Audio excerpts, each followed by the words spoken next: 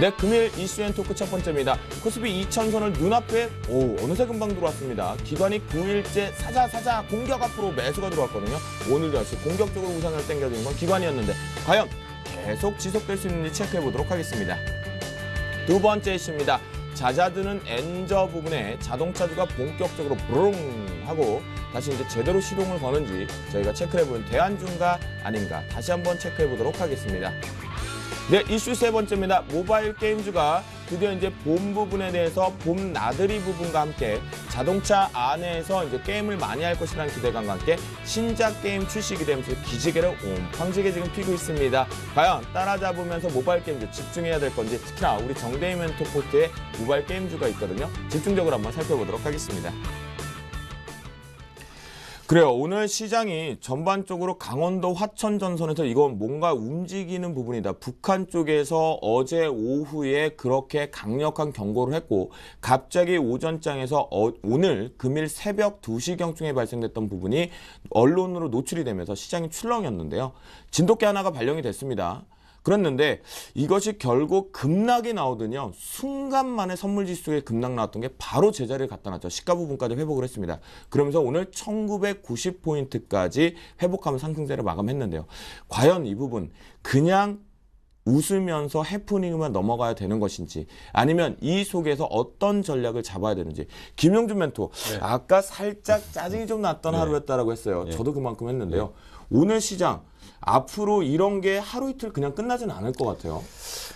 일단은 이제 뭐 펀드멘탈의 문제라기보다는 이제 외생 변수의 문제였던 것 같고요. 그리고 이제 가장 중요했던 게 이제 그 투기판이 돼간다는 얘기를 하는데 워낙 이제 지금 수급 기반이 약하다 보니까 결국은 이제 그 꼬리가 몸통 흔드는 웹도덕 현상, 그러니까 결국 파생에서의 투기 매매들. 뻔한 얘기입니다. 어차피 제가 볼 때도 뭐 그 진돗개 하나가 발령됐다고 했는데 결국은 지금 전면전 치를 수 없거든요. 그럼 뭐 국지전이나 뭐 톡톡 치고 빠지는 전략들이 있을 수밖에 없었던 거고. 네. 근데 이런 것들이 어차피 펀드멘탈이 훼손이 없는 거를 뻔히 알고 있는 상황에서 파생 쪽에서 강하게 밑으로 공격을 해버리니까 결국은 다 쓸려버리면서 그러니까 지금 시장이 수급 기반이 없으니까 프로그램 매도로 확 밀어버리고 파생 쪽으로 밀어버리면 시장 흔들릴 수밖에 없거든요. 그렇죠. 그러다가 거꾸로 뒤집어서 걔네들 프로그램 선물 매도 친 거를 갖다가 이익 실현 지원에서 환매수 들어오면 하락 저지되면서 매도 물량 없으면 결국은 다시 반전되는 거고요. 네. 어차피 예정돼 있었던 일입니다. 결국 나중에 보니까 외국인들이 꽤 많은 규모의 선물을 매수했는데 결국 오늘 하루 갖고 신나게 놀았던 거죠. 근데 우리는 거기에 휘둘렸다는 거고. 그리고 이제 지금 이제 이런 현상들이 나타날 수밖에 없는 게 이제 수급 기반이 튼튼하다 그러면 별 문제가 없는데 대형주 중에서 장을 끌고 나갈 만한 지금 종목들이 전면에 부상하지 못하고 있습니다.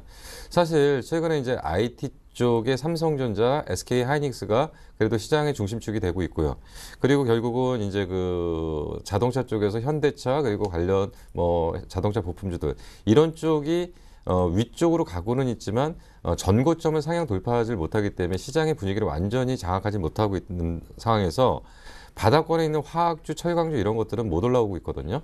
그렇기 때문에 지금 이러한 상태에서는 파생 쪽에 너무 흔들려버리는 상황이 연출될 수밖에 없는 거고 그러면서 이제 대형주가 살짝 강해지니까 어떤 현상이 벌어지냐면 그럼 이제 다시 대형주 가는 거 아니냐 이렇게 좀 분위기가 형성되면서 중소형주들은 싹 뭐 조정을 받는 그런 전체적인 어떤 시장의 흐름들이 그렇게 썩 개운하거나 어떤 방향성을 확인하거나 그럴 수 있는 매매들은 아니었다라고 좀 판단이 됩니다.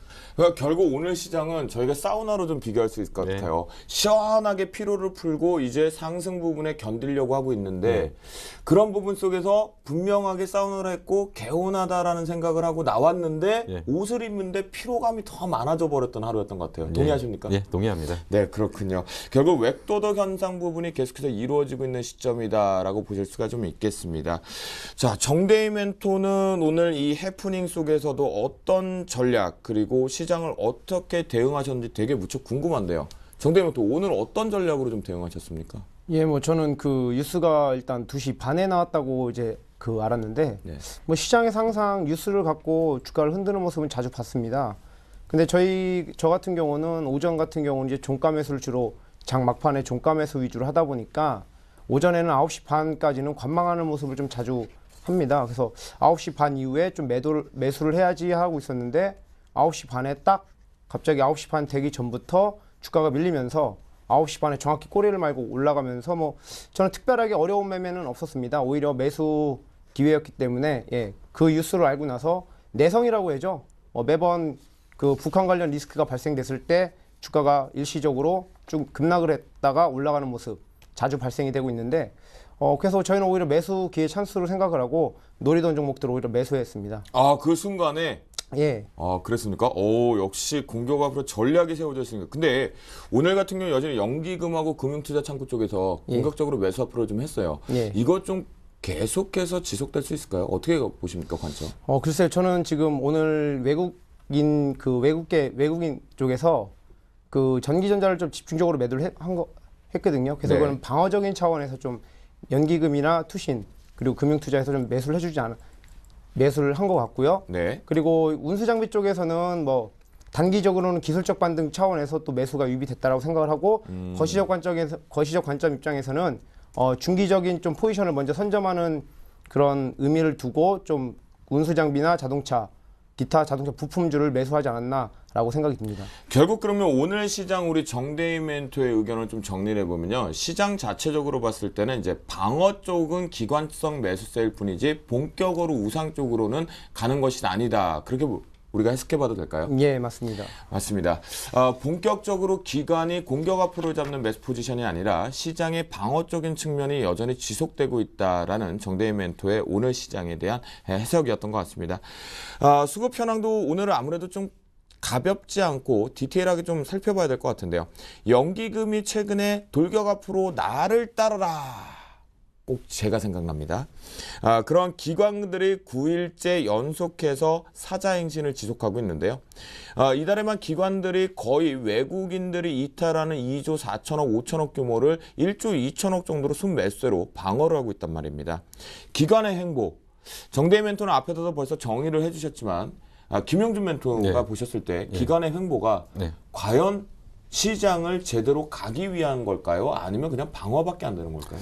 일단 뭐 결론은 좀 나중에 내고요. 그 데이터를 먼저 보면서 좀 말씀드릴게요. 네.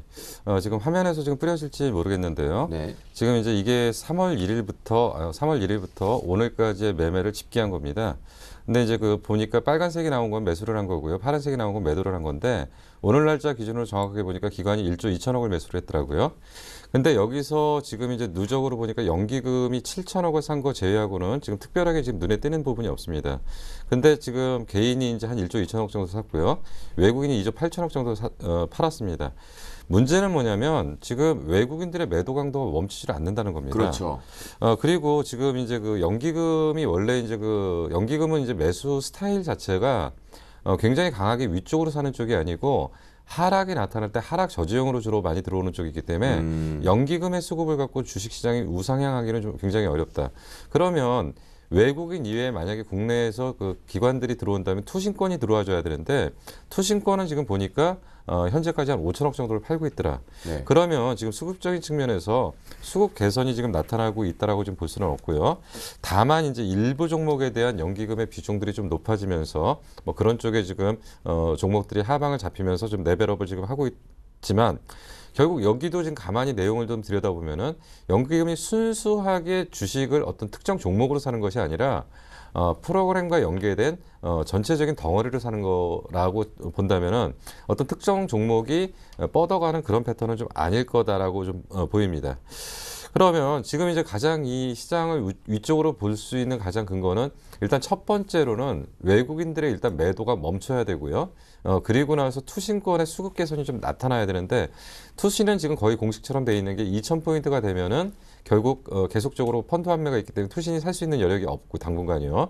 이게 시장이 완전히 안정이 되기 전까지는 투신의 이런 행보들은 지속될 가능성이 있다. 그러면 결국은 외국인들이 지금 들어와줘야 되는데 외국인들도 지금 여건은 마땅치 않다. 그러면 결국은 이러한 전체적인 대형주의 수급 개선이 나타나기는 상당히 힘든데 근데 좀 특징적인 부분이 발견되고 있습니다. 이 부분을 화면을 다시 한번 잡아보면요. 네. 지금 최근에 외국인들이 코스닥 쪽으로는 지금 지속적으로 사고 있다는 거죠. 그렇죠. 그리고 이제 어제 같은 경우에도 문제는 뭐냐면 어제 400억 사고 오늘 97억 팔았습니다. 네. 그리고 그 전날 18억 팔았고요. 그리고 2천억 200억 정도 샀고요. 그리고 이게 지금 1월 1일부터 집계를 하면은 외국인들이 지금 최근에 코스닥 쪽으로 거의 7천억 정도 들어왔습니다. 그러면 외국인들이 7천억 정도 들어왔으면 이거 그냥 팔 수 있는 물량들이 아니거든요. 그렇죠. 코스닥 시장에서. 예, 이미 이거를 갖다가 거래소 기준으로 보면 10배 정도 이상으로 봐줘야 되기 때문에 그럼 거래소 기준으로 7조, 8조 정도로 산 걸로 지금 보셔야 됩니다. 네. 얘네들 지금 단순하게 지금 들어오는 거 아니거든요. 그러면 수급적인 측면에서 분명히 코스닥 쪽은 유리하고요. 거래소 쪽은 지금 불리하다.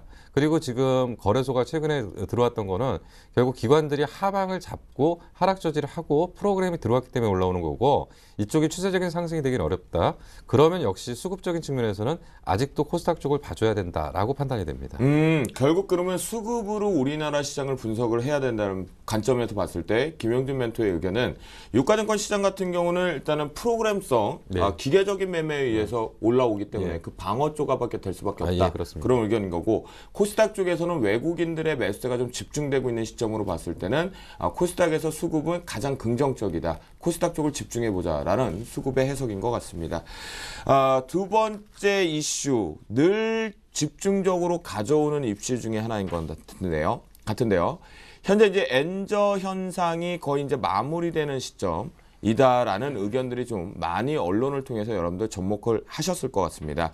그런데 이 엔저 효과의 부진을 면치 못했던 자동차 3인방이 최근엔 시장의 방어와 함께 기관들의 수급 플레이에서 긍정적으로 좀 가고 있는데요. 상승 기조, 과연 어제에 우리 출연하신 젊음씨 두 분의 멘토는 그냥 기술적인 반등 대안일 뿐이다. 주도로는 가지 못한다라고 했는데요. 특히나 엔저가 잦아들고 있는 현재 시점 4월에 성수기 진입한다라고 합니다. 업종 자체가. 그러면 자동차 업종 다시 부릉부릉 정대희 멘토 실을 수 있을 거라고 좀 보고 계십니까? 저도 어제 뭐 출연했던 그 멘토님들처럼 단기적 상승, 즉 기술적 상승이라고 생각을 하고요. 아까 말씀드렸던 것처럼 기관 매수가 운수 장비 쪽, 특히 자동차 쪽으로 들어오는데 그 매수세 같은 경우는 뭐 단기적인 기술적 반등에 대한 차익 실현을 위한 매수일 수도 있고요. 또 중기적인 관점으로 했을 때 좀 먼저 중기적인 관점의 포지션 선점을 위한 그런 매수가 아닐까라고 생각이 듭니다. 그래서 아직까지는 좀 보수적인 입장으로 보셔야 될 것 같다라고 생각합니다. 그러면 자동차를 지금 신규적으로 완성차를 편입하는 건 좀 부정적인 의견으로 보고 계시는 겁니까? 예, 맞습니다. 그 완성 자동차에 대한 신규 편입은 이미 벌써 늦었다고 생각을 하고 있고요. 아무래도 저만 알고 있는지 모르겠는데 아까 제가 김영준 멘토님한테 여쭤봤는데 4월 달에 분명히 일본에서 2차 양적 완화가 나올 수 있다라는 그런 뉴스를 접한 기억이 나는데 네. 그때 되면 또 한번 눌리지 않을까라는 생각이 듭니다. 그래서 그 전에 좀 기술적으로 주가를 올리는 거라고 저는 생각이 듭니다. 그렇군요. 결국은 또다시 이 자동차주는 징글징글하게 일본 영향을 계속 눈치를 봐야 되는 상황인 것 같습니다. 정대희 멘토가 본인만 알고 있을지도 모른다. 아니면 고급 정보일 수도 있겠죠. 여러분들 한번 일본의 증시 상황과 함께 자동차를 같이 보는 것도 앞으로 여러분들 실력을 배양하시는데 포인트가 아닌가라는 그런 생각이 듭니다. 그래도요, 자동차 부품주들은 오늘 좀 선방하는 모습이 좀 보였거든요. 부품주, 완성차는 보지 못하더라도 부품주는 보자라는 얘기가 시장에서 많은 애널리스트를 통해서 언급이 좀 되고 있는데요. 김영준 멘토, 이 부품주 유망하게 보고 계십니까? 자동차하고 자동차 부품주를 지금 묶어서 볼 수밖에 없는 것 같고요. 예, 물론 이제 자동차 부품주가 이제 일본의 영향에 따른 다수의 어떤 반사이익 쪽의 측면은 좀 부각이 좀 되고 있지만 그래도 어쨌든 자동차의 그 기본적인 방향을 크게 훼손하기는 좀 어렵다고 좀 판단이 되는데 뭐 자동차 부품주들 하면은 이제 뭐 뭐니 해도 지금 현대모비스, 현대위아 얘기 안 할 수 없고요. 그렇죠. 근데 현대모비스나 현대위아 정도는 제가 볼 때는 시장 수익률 정도의 상승 여력이 있을 것 같다. 그러니까 시장이 만약에 위쪽으로 간다면 시장 수익 정도를 따라가는 정도의 범위 정도에서 올라가기 때문에 초과 수익이 나는 구간은 아니라고 좀 판단이 됩니다. 네. 최근에 올라온 것은 결국은 이제 말씀하신 것처럼 엔저 현상 때문에 좀 일시적으로 나타나는 현상들인데 근데 사실 지금 엔화가 지금 최근에 그 차트를 잠깐 좀 보여드릴게요. 네. 지금 엔화가 지금 빠진 폭이 이만큼이고요. 네. 지금 올라온 게 요만큼이거든요. 그렇죠. 근데 이것 때문에 지금 이게 이제 한 5년 차트이기 때문에 굉장히 장기 차트입니다. 네. 이미 고점을 찍고 방향은 지금 이미 이쪽으로 지금 가고 있는데 결국 이 정도에서 지금 이 관련 업체들의 그 실적이 큰 폭으로 개선되기는 좀 어렵다고 좀 판단이 되고 다만 이제 그 자동차 부품 쪽에서도 좀 생각을 해봐야 될 게 딱 지금 그겁니다. 덩어리 큰 건 잘 못 건드린 것 같아요. 그리고 덩어리 큰 거가 움직일 때는 딱 정확하게 이제 파생 쪽에서 자기네들이 수익 낼 수 있는 구간이 있을 때 그냥 파생과 연결해서 바스켓으로 그러니까 그 바구니로 묶어서 담아버리는 거고 지금 삼성전자를 건들기 좀 만만치 않으니까 자동차 쪽에서 낙폭이 큰 것들을 이용해서 파생 쪽을 하려고 일단은 들었다 놨다 하는 걸로 좀 판단이 되고요. 역시 현대모비스 위아도 같은 맥락으로 보입니다. 다만 지금 그거보다 좀 급이 작은 최근에 한라공주나 이런 쪽은 그래도 최근의 움직임에 비해서 좀 탄력이 좀 붙는 이유가 결국은 이거는 좀 그 덩어리가 큰 게 아니라 조금 급이 좀 작은 쪽에서 초과 수익이 나는 구간 쪽으로 지금 진행되기 때문에 오히려 아주 큰 종목보다는 뭐 한 그 정도 1조에서 뭐 한 3, 4조 정도의 옐로칩 군단에서 뭔가 모멘텀이 살아있는 쪽이 자동차 부품에서 훨씬 더 낫지 않을까 좀 생각이 듭니다.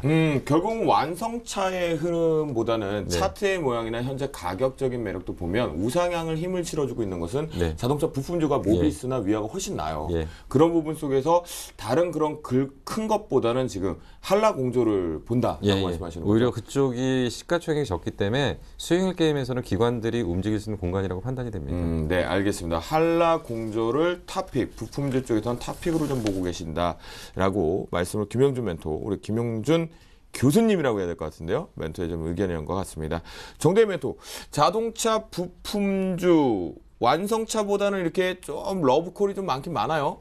예, 뭐 완성차보다는 아무래도 부품주 같은 경우는 제 생각하기에는 뭐 한미 FTA 그 협약 체결이 일주기를 얼마 전에 맞았는데 뉴스를 보니까 그 관세가 철폐됨으로 인해서 뭐 화학 섬유 쪽도 마찬가지지만 그 동안에 등 돌리고 갔던 그 외국 바이어들이 부품주 쪽으로 들어온다는 거죠. 부품 업체들로부터 러브콜이 들어오고 있고 또 최근에 보면 미국과 일본의 양적 완화에 따른 그 제조업을 지원하고 있다는 겁니다.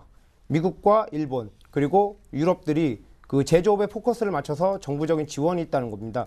그래서 완성차를 그쪽에서 뭐 양적 완화를 통한 그 수출 가격 경쟁력 우위를 가져가다 보니까 아무래도 그쪽에서 완성차는 많이 팔리는 부분이 좀 나오고 있고요. 거기에 따라서 또 우리나라 같은 경우는 부품은 어디든지 뭐 어느 나라든지 다 제공을 하기 때문에 그런 부분 쪽에서 좀 완성차와는 좀 차별화로 보셔야 될 것 같다는 생각이 듭니다. 아, 그렇군요. 결국 그러면 우리 정대희 멘토가 보고 있는 자동차 부품주 탑픽을 뽑는다라면 어떤 거 보시나요? 저는 뭐 성우하이텍은 최근에 움직임이 좋았기 때문에 성우하이텍과 실질적으로 제가 보는 종목은 SL이라는 그 종목이 있습니다. SL 같은 경우는 지금 우리 국내 그 헤드램프 국내 1위 업체이고요.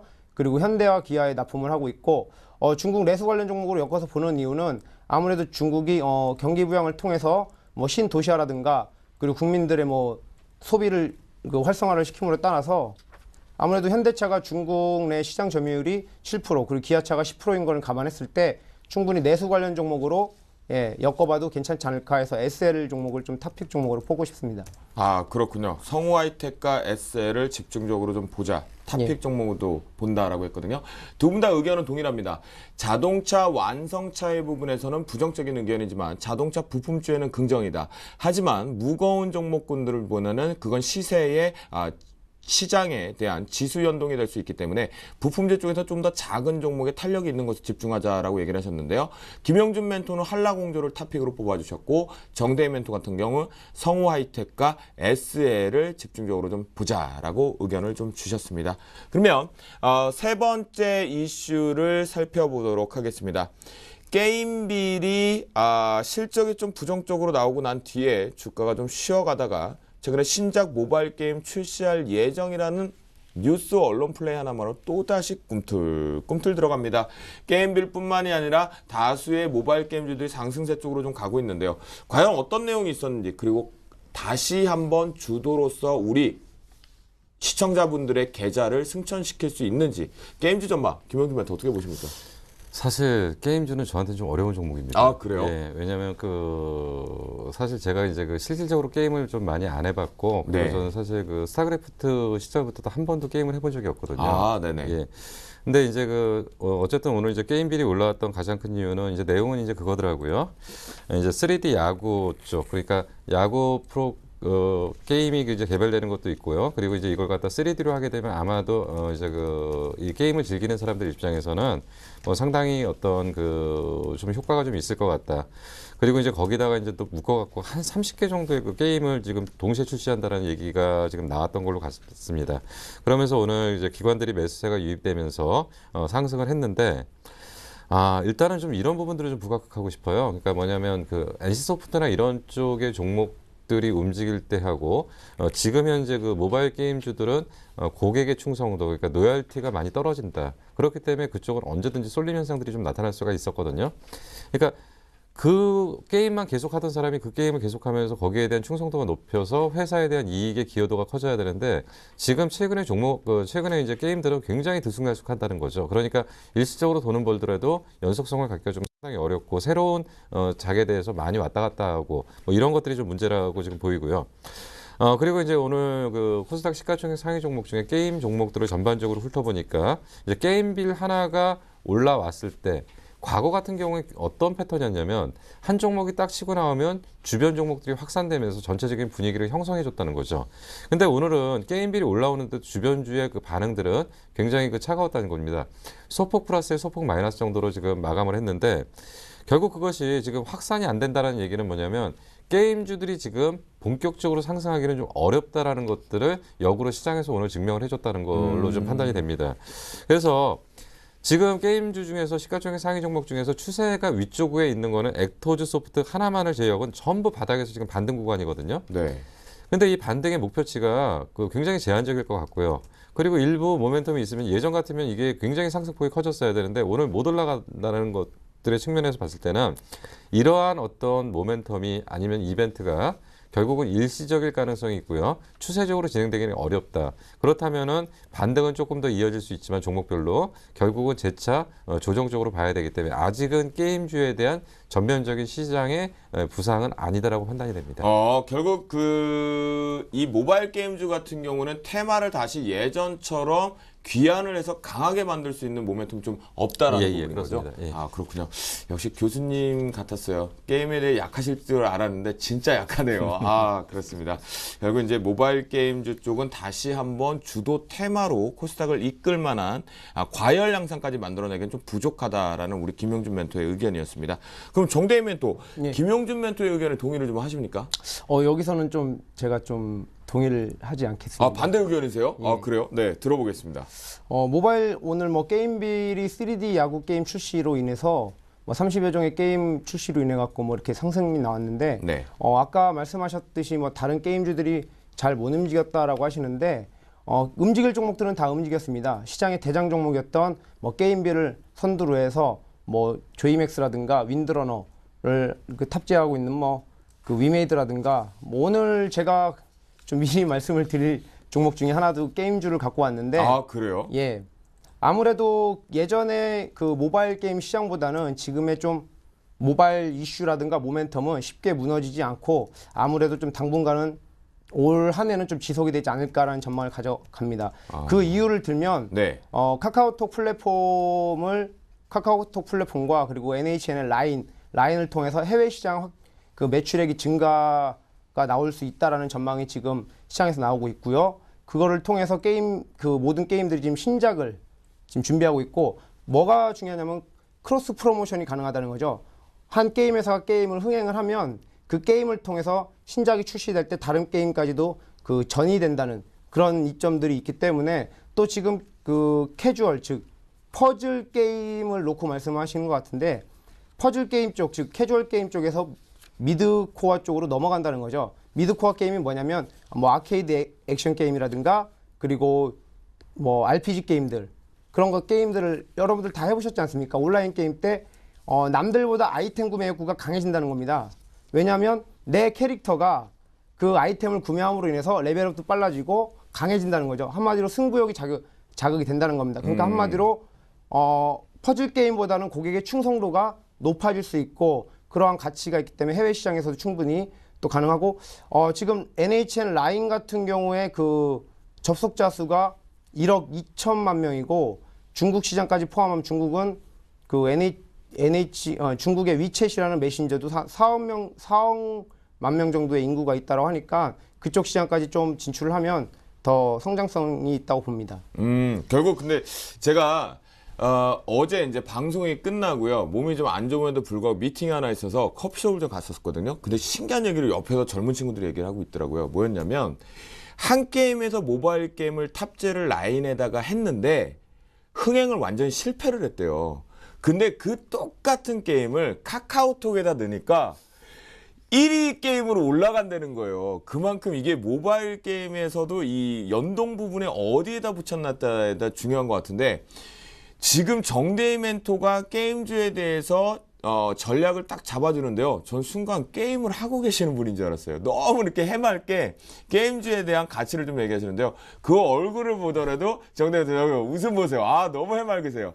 야, 이 모바일 게임주 정대희 멘토의 미소를 받고 빵 터지지 않을까 그런 생각이 좀 듭니다.